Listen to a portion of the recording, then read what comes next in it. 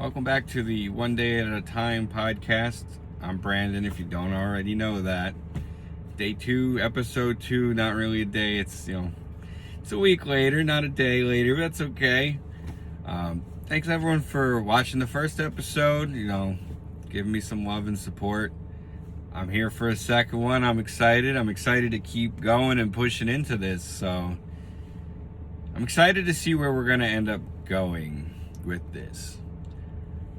Today I want to focus on the topics that I started talking about last time with, keeping people in your circle that belong there, pushing people away from your circle that are toxic to your life. One of the biggest things that I talked about was that it's okay to separate yourself from your parents. In fact, in the Bible, I do have some notes here this time. No script this time. We got notes this time, so we're taking some big steps forward now. But in the Bible, there's 3 separate times where it says, "Therefore a man shall leave his father and his mother and hold fast to his wife, and they shall become one flesh." Now that's not necessarily saying to cast them out, but it's okay to create a family and put your focus in the family that you created.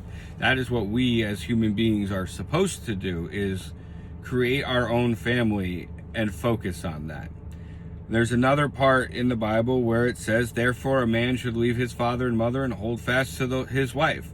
So that's 4 times in the Bible that it talks about leaving your parents to start your own family. Now again, that doesn't necessarily tell you that it's okay not to talk to them. Now, something that, with my limited understanding and knowledge of the Bible, I do know that it says to honor your parents. And it was a question that I had, that I was seeking guidance from the people in my church as well as the Bible, and just seeking guidance from God on, this is what I have been doing. This is how I am choosing to be separated from them. I feel like it's the right decision. It's the healthy decision. Am I doing it wrong? And through all of that, with prayer and everything, I came upon Matthew chapter 18. It was presented to me by one of my teachers, someone who cared very deeply for me, and it really spoke to me. In Matthew chapter 18, verses 15 to 17 says, "If your brother sins against you." Now, if we're talking about brothers, we're talking about brothers in Christ. We are all children of God. So it says, "If your brother sins against you, go and tell him his fault, between you and him alone. If he listens to you, you have gained your brother. But if he does not listen, take 1 or 2 others along with you, that every charge may be established by the evidence of 2 or 3 witnesses. If he refuses to listen to them, tell it to the church.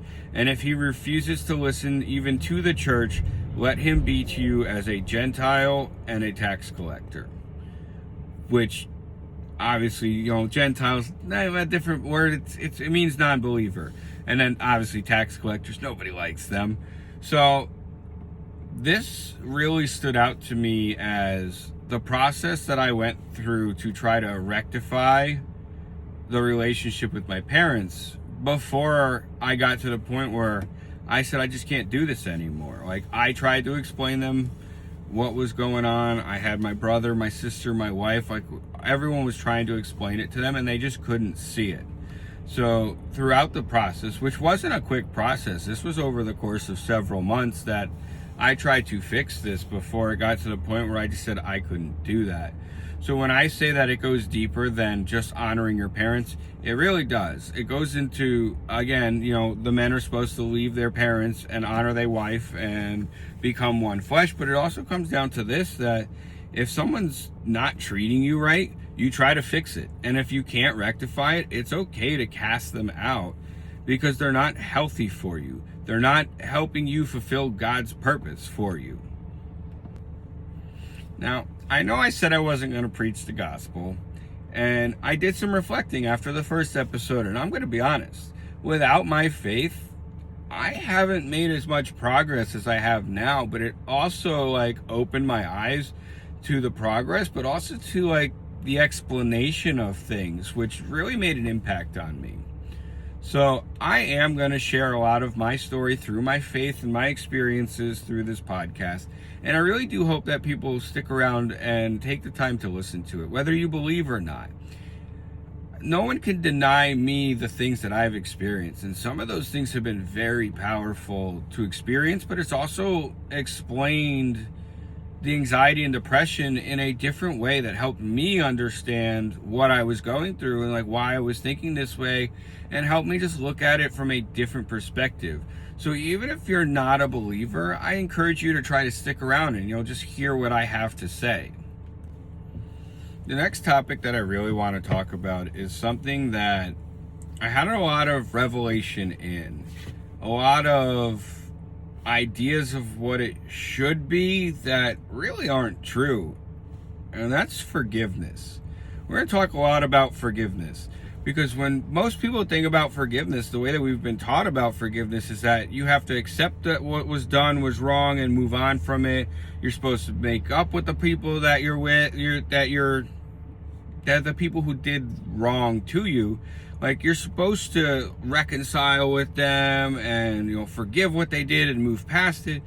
But that's not what forgiveness really is. Forgiveness isn't about letting them back in. And I have something that I found that I really want to share with everybody on forgiveness, because I feel like this is a topic that a lot of people don't talk about other than what we've already been taught. Although, what we were taught about forgiveness is true in some circumstances, it's not the only way of forgiveness. So what I've realized through my journey is this, that forgiveness is the conscious decision to release resentment and anger towards someone who has wronged you. But it does not mean forgetting the offense, condoning the behavior, or reconciling with the person. It doesn't have to be all those things. And that's something that it took me a little bit to learn, because I was so resistive of forgiveness because I was hurt. I was disrespected and what they did was not okay. So I didn't want to forgive them and be like, oh yeah, it's fine, whatever. That wasn't what I was looking for. So I was resistive to forgiveness. But this revelation has really opened my eyes to the fact that forgiveness can be a selfish process. It goes on to say here that it's a process that benefits the forgiver by improving mental and physical health, allowing them to move past the hurt and find peace.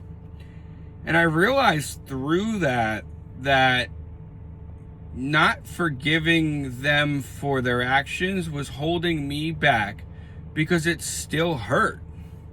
And then as they keep continuing to try to hurt you, it still hurts. So it just keeps pulling you back. And through this revelation of what forgiveness really needs to look like for me, I am choosing my future. The pain is my past. My future is happiness. My future is prosperity. My future is God. So by forgiving them of what they did, it's not saying that it's okay. It's exactly the opposite. I don't have to make up with them because I did everything I could to fix it. I am choosing to forgive them so that they can no longer have any control over my life, my emotions, and I am choosing to let it go and focus on God and my journey and my family, because that's my future. That's what really matters to me. Now, I talk about this being a revelation to me, and it is something that it took a little time to get to, because it's not a common way of thinking, but it's also just not talked about. And throughout this journey, as I've been working through my anxiety, my depression, the way that I feel, the things that I'm trying to adjust in my life, I feel like I've had a lot of guidance that has come from other people, but also just from God above us. So I've changed a lot of habits that I do. I usually try to listen to a sermon a day on YouTube while I'm driving to work. I switch to listening to worship music when I'm not doing it. And I feel like I've been spoken to a lot by God in the videos that pop up on my feed for my sermons. There's been a lot of times where like I'll be struggling with something and I'll throw on a sermon and it's exactly what I need to hear, which is part of like what the Word of God is. It's called a living word. And it's really cool when you think about it. Like, the Word is alive. You can read the same chapter over and over again at different points in your life and get something different from it. For me, one of the deepest stories that has brought a lot of attention to me and who I am and the things that I've struggled with has been John chapter 4, the woman at the well.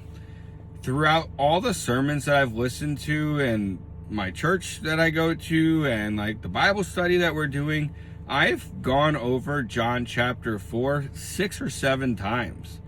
And each time, like, something different was revealed to me. And that's really honestly how the Bible is. If you read a passage, it might not stick out to you at all right now because it's not there for now. It's there for later. And you read it a year down the road and it's like, well, I read that before, but I didn't see this. I didn't hear this. So it's really cool that it speaks to you and guides you. So a lot of what I'm going to end up talking about through this is just, the teachings that I've received as far as how I need to look at anxiety and depression to move forward. And I'm not perfect. I haven't completely overcome it. But if you knew me 2 months ago to now, like, I'm 2 different people. And that's something that I genuinely didn't think was possible. So I hope you stick around for this video. I hope you stick around for the next video. I'm going to try to do 1 a week. Might end up doing more. I'm definitely going to try to stick to at least 1 a week though. But, thanks for sticking around. I hope you guys enjoyed it and I hope you come back. If you have any questions, you can leave a comment down below. I'm open for suggestions, questions, any way that I can improve. Again, this is the first time I'm doing it. I got a tripod now in case you didn't notice my camera angle moved. I got a microphone coming in the mail so that way my audio sounds better. Not that my voice is very beautiful, but it's my voice. It's the only one I got. I'm also going to get better the more that I do this because I'm going to get more comfortable and I'm going to just get a rhythm down and, it's only up from here. So thank you all for watching and remember, just take it one day at a time.